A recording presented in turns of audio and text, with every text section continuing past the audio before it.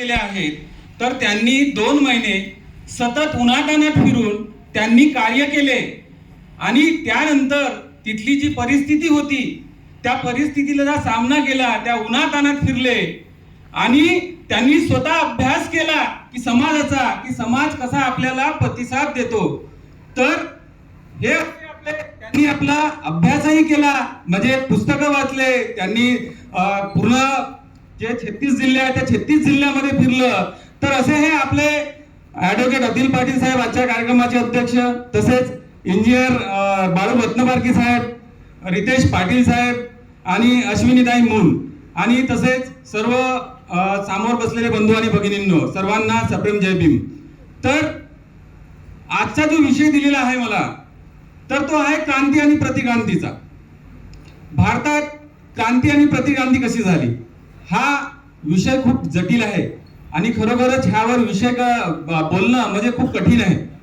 कारण भारतातील जी क्रांती आणि प्रतिक्रांती आहे आणि जो सामाजिक संघर्ष आहे तो बॅटल बिटवीन बुद्धिझम अँड ब्राह्मनिझम, तर हा त्यांच्यामधला संघर्ष आहे आणि तोही मरेपर्यंतचा संघर्ष आहे. तर मला हा जो विषय दिलेला आहे, तर मी जेव्हा ती पुस्तक चाळत होतो, किती लोकांनी वाचली मला नाही माहिती, क्रांती आणि प्रतिक्रांती, पण क्रांती आणि प्रतिक्रांती वाचल्यानंतर आपल्याला डोक्याला झणझणं लागतं, असं झणझणून जातं की त्यावेळेची सामाजिक व्यवस्था कशी होती. जर तुम्ही ते वाचाल आणि बाबासाहेबांचे शब्द जर तुम्ही वाचले, तर तुमच्या डोक्याला झणझणी पडल्याशिवाय, तुम्ही जागून उठल्याशिवाय राहणार नाही. खरोखरच इतकं जबरदस्त बाबासाहेबांनी लिहिलं, एकनी एक शब्द, आणि ते सांगायलाही म्हणजे इथे सांगून पण शकत नाही. ती क्रांती आणि प्रतिक्रांती जर त्याचे शब्द वाचले आणि आधी सामाजिक व्यवस्था, धार्मिक व्यवस्था इथली कशी होती, आध्यात्मिक व्यवस्था कशी होती, जर तुम्हाला सांगितलं तर तुम्हाला आश्चर्यच वाटेल. कुणी वाचलं असेल त्यांना माहिती नाही, पण तू जर ते वाचलं तर खरोखर इथे सांगण्यासारखी नाही, इतकी भयंकर आहे, खूप भयंकर आहे. जे बाबासाहेबांनी जी क्रांती आणि प्रतिक्रांतीमध्ये प्रस्तावना लिहिली किंवा जी स्टार्टिंगचे जे पेजेस लिहिले आणि बुद्धांनी जी क्रांती केली, तर क्रांती बुद्धांना का करावी लागली, तर हे तुमच्या लक्षात येईल की आधी काय होतं, आधी सामाजिक व्यवस्था, धार्मिक व्यवस्था आणि आध्यात्मिक व्यवस्था काय होती. जर तुम्ही अभ्यास लिहिलं आणि पाहिलं तर खरोखरच म्हणजे खूप बिकट परिस्थिती होती आणि जी धार्मिक आणि आध्यात्मिक जी आणि सामाजिक स्थिती होती ती खूप नीच आणि खालच्या स्तराची होती. नीच आणि खालच्या स्तराची ती स्थिती होती, असं बाबासाहेबांनी स्वतः म्हटलेलं आहे. बाबासाहेबांनी खूप लिहिलं. त्याच्यामध्ये अजून आता तुम्हाला देव, असुर आणि नाग हे शब्द आलेले आहेत प्राचीन इतिहासात.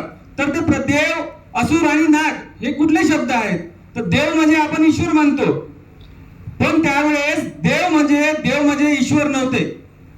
बुद्धांनी सांगितलं, बुद्धाच्या वेळेस जे देव होते ते देव ईश्वर नव्हते, तर एक चांगला माणूस म्हणजे आपण महामानव म्हणतो किंवा काही म्हणतो, त्याला ते देव माणूस म्हटलेला आहे. आणि नाग म्हणजे काही साप वगैरे नव्हते, तर नाग म्हणजे हे मानव होते आणि ते क्रांतिकारी होते. त्यांनी बुद्ध धम्माला जपून ठेवलेलं होतं, त्यांनी बुद्ध धम्म हे सामोर वाढवलेलं होतं.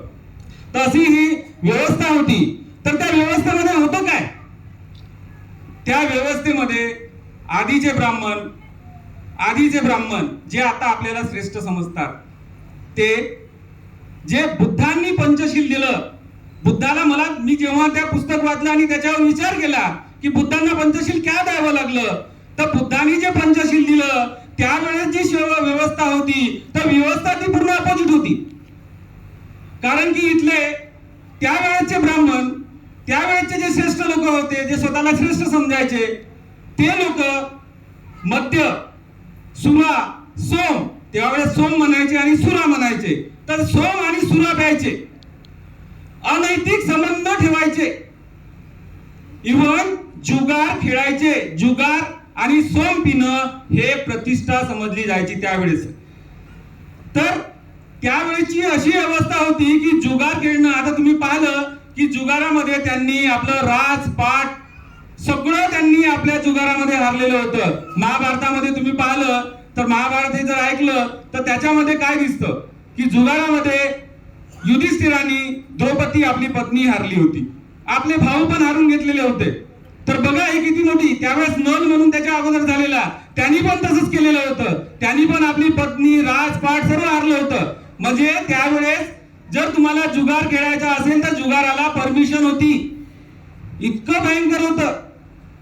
म्हणून आणि जेव्हा यज्ञ करायचे तर यज्ञामध्ये नरबळी सुद्धा द्यायचे. गायी त्याच्यामध्ये बळी द्यायच्या, घोडा बळी द्यायचे. आता घोडा बळी दिल्यानंतर राजा जेव्हा यज्ञ करायचा तर मी तुम्हाला खरोखरच म्हणजे लज्जास्पद गोष्ट आहे ती. मी सांगू इच्छितो तुम्हाला की इतकी खराब गोष्ट आहे की बाबासाहेबांनी ती लिहून ठेवलेली आहे. आपल्याला सांगायलाही लाज वाटतं की ती किती खराब गोष्ट आहे. की जेव्हा त्या यज्ञामध्ये घोडा द्यायचं आणि यज्ञामध्ये त्या घोड्याला बळी द्यायचं तेव्हा त्या घोड्यासोबत राणीला झोपवायचे. इतकी खराब परिस्थिती होती. आणि त्या घोड्यासोबत मैथून करायला लावायचे राणीला. इतकी खराब, इतकी नीच गोष्ट होती. म्हणजे इतकी सामाजिक व्यवस्था इतकी नीचतेला पोहोचली होती. तर सांगा बुद्धाला मग काय केलं? बुद्धांनी काय केलं? बुद्धांनी पहिलंच लिहिलं. काय लिहिलं त्यांनी? काय सांगितलं? पंचशील सांगितले. तर पंचशील मध्ये काय म्हटलं? पानाती पाता वेरमणी सिक्खापदम समाधियामणी. तर मी कोणत्याही प्राण्याची हत्या करणार नाही अशी मी प्रतिज्ञा करतो. बाबा बुद्धांना हे लिहावं लागलं. कारण त्यावेळेस जो नरबळी द्यायचे किंवा जे बळी द्यायचे, गाईला बळी द्यायचे किंवा घोड्याला बळी द्यायचे, पशु बळी द्यायचे, तर बुद्धांना वाटलं हे चुकीचं आहे. कारण की ते प्राणी मात्र्यावर दया करायचे, करुणा करायचे आणि त्याला बळी देणं म्हणजे हे चुकीचं होतं. तर बुद्धांना ते पंचशिलामध्ये ऍड करावं लागलं. तर हे बुद्धांचं पंचशील होतं आणि इथून त्यांनी क्रांतीला सुरुवात केली. म्हणजे ही त्यांची क्रांती होती. दुसरं म्हणजे त्यांनी म्हटलं की सुर आणि मद्य तिथे स्त्रिया पण प्यायच्या, त्यांच्या उच्चवर्णीयाच्या स्त्रियाही प्यायच्या. तर मग त्यांना वाटलं की हे कुठली तरी अनैतिक सुरू आहे, काहीतरी वेगळं सुरू आहे. म्हणून बुद्धांनी पण लिहिलं की सुरामेरय मध्य प्रमाद ठाणा वेरमणी सिक्खापदम समाधियामणी. मी कुठल्याही प्रकारचं मद्य किंवा नशा करणाऱ्या पदार्थापासून दूर राहण्याची मी प्रतिज्ञा ग्रहण करतो. हे बुद्धांनी लिहावं लागलं. तर ही क्रांती होती बुद्धांची त्यावेळेची. कारण त्यांना इथल्या मनुष्य जातीला बदलवायचं होतं. त्यांना सामाजिक समानता प्रस्थापित करायची होती. अशा प्रकारे ते करत होते. तर ही मोठी बुद्धांनी क्रांती केली. आणि मोठी क्रांती कुठली केली? तर त्यांनी जाती व्यवस्थेवर हल्ला चढवला. खूप मोठा हल्ला चढवला. जाती व्यवस्था जे स्वतःला प्रतिष्ठित मानत होते त्यांनी त्याला आव्हान दिलं. आणि त्यांनी जाती प्रतिष्ठेला जे सगळ्यांना समान, त्यांनी आपल्या बौद्ध धर्मातही त्यांनी आपल्याला सगळ्याला समान दिलं, समान हक्क दिला. त्यांनी स्त्रियालाही बौद्ध भिक्षू बनवलं. तर ही किती मोठी क्रांती आहे. त्यावेळेस स्त्रियाला किती हीन समजलं जायचं. जर आपण यज्ञातलं उदाहरण पाहिलं तर किती मोठं गंभीर प्रश्न होतं.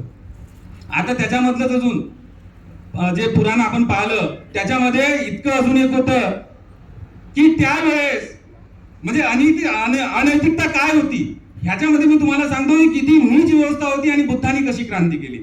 त्यावेळेस नीच व्यवस्था अशी होती की आपल्या मुलीला आणि आपल्या बायकोला हे कुठेही भेट वस्तू म्हणून द्यायचे. कुठल्याही देवाला किंवा कुणाला, देव म्हणजे ज्यांना जो ब्राह्मण वगैरे जो होता त्याला हे भेट वस्तू म्हणून द्यायचे त्यावेळेला. तर ही किती मोठी शोकांतिका होती.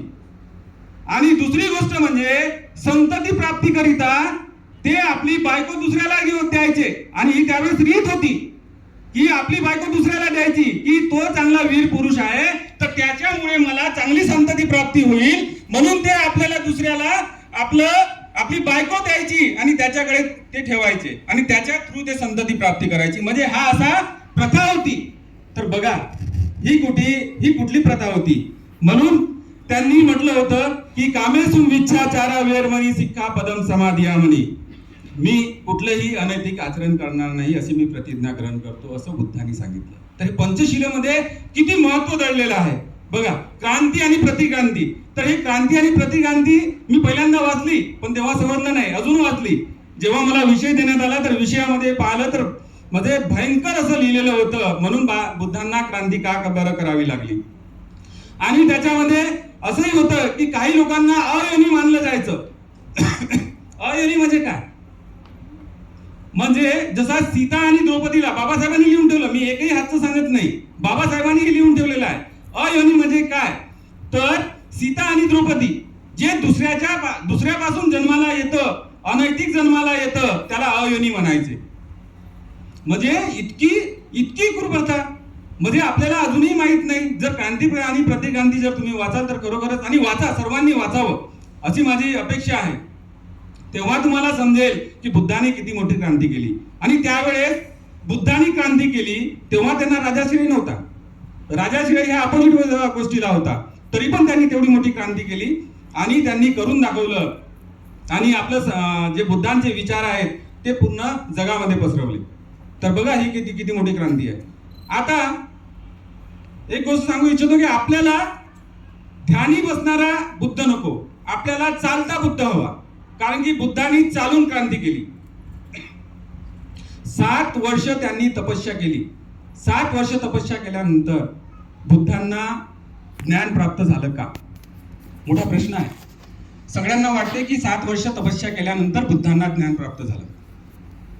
खरोखर जर तुम्ही यशवंत मनोहरची पुस्तक वाचली आणि त्याच्यामध्ये जे लिहिलं आहे की खरोखर त्यांना 7 वर्ष म्हणजे तपस्या केल्यानंतर त्यांना ज्ञान प्राप्त झालं का? नाही. 7 वर्ष तपस्या केल्यानंतर त्यांचे हाडं झालेले होते. तेव्हा यशोदानी त्यांना खीर दिली आणि त्यांना वाटलं की माझं अंग सुदृढ होत आहे. आणि सुदृढ झाल्यानंतर ते विचार करायला लागले. तर विचार करायला लागले आणि विचारावर त्यांनी मार्ग काढला की दुःख काय आहे आणि दुःखाचं कारण काय आहे. आणि आपण इथे विपश्यना केल्यानंतर विचार शून्य होतो. तर हे आताचं फॅड झालेलं आहे. विपश्यना फॅड झालेला आहे. मी म्हणतो फॅड झालेला आहे. कारण गरीब माणूस विपश्यना, त्यावेळेस कोणी बाबासाहेबांनी जे क्रांती केली, आपल्याला इथे क्रांती केली, तर कधी तुम्हाला लक्षात येतं का त्यांनी विपश्यना करून आपली क्रांती केली? कुठले चौदारच्या तळ्यावर आपले चौदारच्या तळ्याचा सत्याग्रह केला, काळाराम मंदिरमध्ये सत्याग्रह केला, इतके मोठे सत्याग्रह केले. तर त्यांनी कधी विपश्यना केली का? नाही. हे विपश्यना केल्यानंतर मी जेव्हा 10 दिवस विपश्यना केली तेव्हा माझ्या लक्षात आलं की मी वच्छरी मारायला तयार नाही. मग आपण कुठली क्रांती करणार? खूप खूप खूप अतिशय महत्वाचा विषय आहे. आपण दुसऱ्या गोष्टीकडे वळत आहोत खरोखर. म्हणजे म्हणून म्हणतो की आपल्याला चालता बुद्ध हवा, आपल्याला ध्यान ठेवलेला बुद्ध नको. कारण की आपल्याला क्रांती करायची आहे. कारण ही जी विषमतावाद आहे, विषमतावादाला जर पोखरून काढायचं असेल आणि जर त्याला मुळासकट अगर पोखरून काढायचं असेल तर आपल्याला चालता बुद्ध हवा. जे चालता बुद्ध होता म्हणून त्यांनी विचार आपले सर्व जनमानसात पेरले आणि त्यांनी क्रांती केली. तर अशा प्रकारचं हे क्रांती आपल्याला प्रतिक्रांती म्हणजे जे क्रांती बुद्धांनी केली. मग प्रतिक्रांती कोणी केली? प्रतिक्रांती बृहद्रथ मौर्याला मारून पुष्पमुद्र यांनी प्रतिक्रांती केली. आणि त्यावेळेस सांगितलं पुष्पमुद्र सिंगांनी की जो बौद्ध भिक्खूचे डोके छाटून आणेल त्याला मी 100 मुद्रा बक्षीस म्हणून देणार. तर त्यावेळेस आपलं साधन काय होतं? म्हणजे जे आपलं क्रांती करायचं किंवा जे विचार पसरवायचे साधन काय होतं? तर फक्त आपले बौद्ध भिक्खू होते. तर मग त्यावेळेस त्यांनी प्रतिक्रांती केली, बौद्ध भिक्खूंना संपवलं आणि बुद्ध धम्म नष्ट केला. तर अशा प्रकारे त्यांनी बुद्ध धम्म नष्ट केला. आणि बुद्ध धम्म नष्ट केल्यानंतर कितीतरी वर्षांनी बाबासाहेबांनी त्याला जिवंत केलं. आणि तो जिवंत केलं, त्याला फक्त जागवलं. एक लक्षात घ्या, आपण विचार करतो की या देशात डॉक्टर बाबासाहेब संपले तर संपूर्ण बहुजन समाज संपणार आहे, हे लक्षात घ्या. कारण आपण असं म्हणतो की बाबासाहेबांचे विचार आणि बाबासाहेब संपू शकणार नाही. पण हे गाफील राहू नका. कारण 2500 वर्षा अगोदर बुद्धांनी क्रांती केली आणि ते पण 1000 वर्षानंतर गायब झालेले होते. तर इथल्या व्यवस्थेने त्यांना गायब केलं, त्यांना गाळून टाकलं. पण बुद्धांनी त्यांना फक्त होश मध्ये आणलं. अजून पूर्णपणे जागे झालेले नाही बुद्ध. तर ही क्रांती आपल्याला करायची आहे. जर आपण जागलो नाही आणि बुद्धाला पूर्णपणे जागवलं नाही तर हे देश आणि इथले विचार, बाबासाहेबांचे बुद्धांचे विचार मेल्याशिवाय राहणार नाही. म्हणून आपल्याला खूप काम करायचं आहे. जसं यांनी 2 महिने पूर्ण महाराष्ट्रात फिरून सगळ्यांना फुलेशाहू आंबेडकर काय आहे, फुलेशाहू आंबेडकरांचे विचार काय आहे, जसं कांशीराम साहेबांनी मेलॉन व्हील जे भरपूर त्यावेळेस चालवले, तसंच कांशीराम साहेबांच्या सारखं पावलावर पाऊल ठेवून यांनी पूर्ण महाराष्ट्रात 36 जिल्हे फिरून जसं फुले शाहू आंबेडकरांचे विचार पेरले तसेच आपल्याला अशा प्रकारे आपल्याला विचार पेरायचे आहेत. जर विचार पेरायचा असेल तर आपल्याला टाइम, टॅलेंट आणि ट्रेजर द्यावा लागेल. आणि या सर्व गोष्टी समाजाला दिल्याशिवाय, हे माझं समाजाला देणं आहे हे जोपर्यंत आपण समजत नाही, हे जे काही मिळालं ते फक्त माझ्यामुळे मिळालं, मी हुशार होतो म्हणून मिळालं, हे असं न समजता तुम्हाला समजावं लागेल की हे सर्व फुले शाहू आंबेडकर आणि बाबासाहेबांची देण आहे. जर ते नसते तर मी इथे उभा राहू शकलो नसतो. प्रत्येक माणूस जो इथे उभा आहे, इथे खुर्चीवर बसलेला आहे, तो इथे राहू शकला नसता. हे सर्व आपल्या फुले शाहू आंबेडकरांची देण आहे आणि त्यामुळेच आपण इथे उभे आहोत.